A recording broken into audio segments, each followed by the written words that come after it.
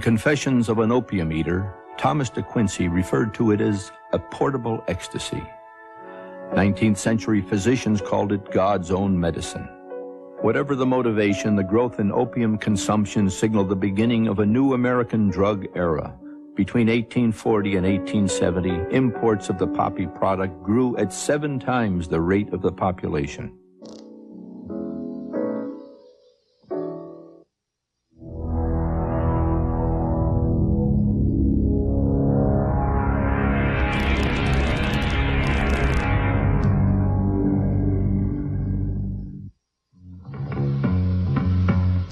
Started out, with Osley and Timothy Leary, and they were experimenting. They would do experiments, right in the colleges. You could take some acid, sit there with doctors and stuff, see how you made out. That was an experiment with what we thought was a mind-broadening chemical, and which I believe was. I think it changed my life, and probably bunches of other people. I have friends also that went too far and are casualties. They're not dead. They're walking around like really strange. It's sad. So I want to be sounding like I'm promoting drug usage. I'm just talking about a different time. We didn't have people telling us how it would kill you. We had Reefer Madness, which was the anti-marijuana movie about people smoking marijuana and jumping out of windows.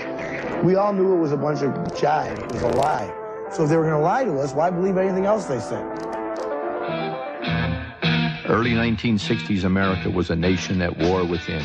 The civil rights struggles, the free speech movement, rise of feminism, disillusionment with Vietnam, all contributed to a rebellious climate.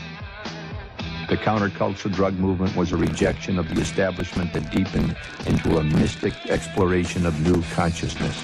Adventurers smoked, popped and dropped an amazing array of renegade chemicals, both organic and synthetic. Tons of fun. It was experimentation. And it was also revolutionary because at that time, right at the beginning there, it was an anti-drinking thing too. To stereotype them, drinkers would go out, get loaded, and beat each other up. We'd smoke a bunch of pot and think of beautiful things, very corny. Maybe make some love, think about ending a war. By the late 1960s, marijuana was the badge of certification for the pacifist movement. Peace symbols and pot smoke mingled at anti-war protests. The 1969 Woodstock concert was the hippie generation's boldest example of peace through drugs. Nearly 500,000 people converged on a 35-acre lot. Despite rain, lack of food and shelter, and clouds of marijuana smoke, there was no violence. For Americans abroad, marijuana was also the main drug of choice, but for different reasons. It was less a symbol than a means to cope. I think it was a form of protest. I think it was a form of release. I think it was just utter frustration and being part of a war that, it took us about 2 or 3 weeks to figure out that, this wasn't the war we were led to believe it was. And the war we were led to believe it was, we were there to help a people attain their freedom from communism, this, that, and the other. And my experience was that the people I came in encounter with, they could care less. All they wanted to do was be left alone and left to live their own lives. Drug use by American soldiers proved much more controversial than civilians at home. To the extent money can help in meeting the problem of dangerous drugs, it will be available. This is one area where we cannot have budget cuts, because we must wage what I have called total war against public enemy number one in the United States, the problem of dangerous drugs. When President Nixon declared his war on drugs in 1971, he had Vietnam veterans in mind. Exaggerated media reports from Vietnam estimated 25% of soldiers had used heroin, and the overriding concern was that they were bringing the unsavory habit home. Throughout the 1970s, the federal government issued a series of inconsistent drug policies. As the new law and enforcement arm, the DEA geared up. Government action against drugs, other than heroin, continued to mellow.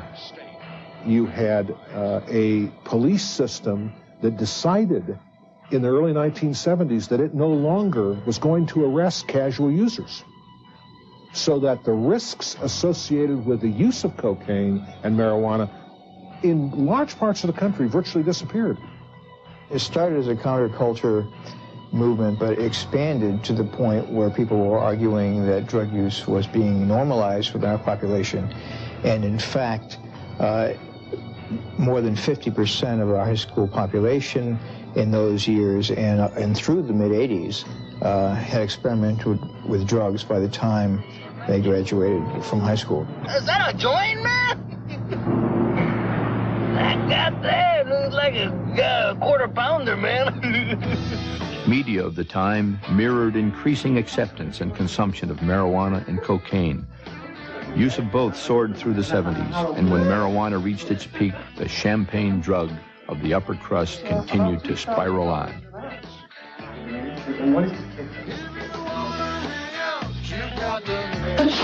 I mean, I can remember back in the 80s in Rochester, going to parties where cocaine was being used by upper middle class people, saying, "Oh wow, Judy, you got to try this. This is the most wonderful thing since sliced bread. Has no effect, great for your sex life, blah blah blah." And once again, we had so wiped out the memory of that first cocaine epidemic. It was as if it all happening over again. Public memory of cocaine had faded away because most of the people who were really familiar with what cocaine did early in the century were dead. To Washington nearly 5.5 years ago, we pledged to put America's house in order. Well, that required more than economic reform and bolstering our national defense. Our country was threatened by an epidemic of drug abuse. It's been growing in intensity since the 1960s. By 1980, illegal drugs were every bit as much... By the time President Reagan declared his drug war in 1986, cocaine use was reaching alarming proportions. It was no longer just the drug of the rich. It was also available to the poor thanks to an ingenious marketing move by illegal drug suppliers. Cocaine was not a big substance in the black or Hispanic community. It was called the rich man's high, okay? But they couldn't afford it. Then someone came along and made crack, a derivative of it, and made it highly affordable. Now it's widespread, killing cocaine. people. And this goes for about $5 outside on the street. And this... In 1986, illegal drug use shot up to become the #1 polled concern of the nation. For most Americans, the human toll had risen too high. The cocaine overdose of the Boston Celtics' #1 draft choice, Len Bias, was an emotional punctuation point in history. Now, what's wrong with you? Tonsillitis? Appendicitis? Yeah! When the Partnership for a Drug-Free America launched its public awareness campaign in 1986, Americans were receptive. A blizzard of television ads surrounded network programming. Or your local policeman, would you still say marijuana is harmless? At the beginning of this year, someone asked me if I wanted to make a New Year's wish, and I said yes, and it was that I'd like to see every young person in the world join the Just Say No to Drugs Club. Americans were more skeptical of Nancy Reagan's Just Say No campaign. It seemed an unrealistic answer to drug-infested communities, but her emphasis on prevention encouraged many public schools to implement drug education curricula. We're getting tough on drugs, and we mean business. By the late 1980s, a decade of congressional reports supported expansion of prevention and treatment. But as federal drug budgets grew, funding for prevention and treatment did not. The majority of polled Americans supported interdiction. The government deepened search and seizure controls and implemented federal employee drug testing. I give you a funny survey piece of data. Between about 1985 and 1992, we increased the amount of federal money being spent on interdiction from roughly about a couple of $2 billion to $15 billion. The perceived availability of cocaine and marijuana during that entire period remained absolutely constant. It did not decline one bit.